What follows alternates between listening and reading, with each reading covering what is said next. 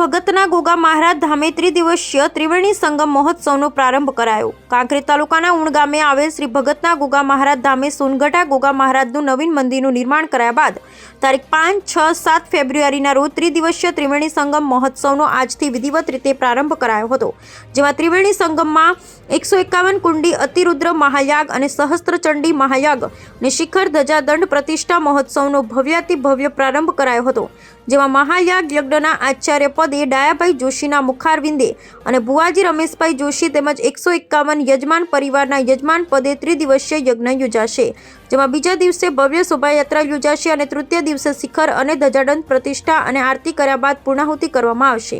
આ પ્રસંગે સંતો, મહંતો, ભુવાજીઓ, સામાજિક રાજકીય આગેવાનો, અધિકારીઓ, પદાધિકારી તેમજ 18 આલમના ભાવિક ભક્તો વિશાળ સંખ્યામાં પધાર્યા હતા। ને આ પ્રસંગને વધુ દીપાવવા ભુવાજી રમેશભાઈ જોશી દ્વારા ધર્મપ્રેમી જનતા અને ભાવિક ભક્તોને ભાવભેર પધારવા આહવાન કરાયું હતું।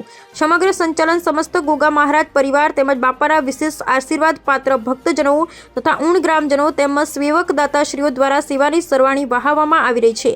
પધારેલ ભાવિક ભક્તજનોએ બાપાના દર્શન અને ભોજન પ્રસાદ ગ્રહણ કરી ધન્યતા અનુભવી હતી।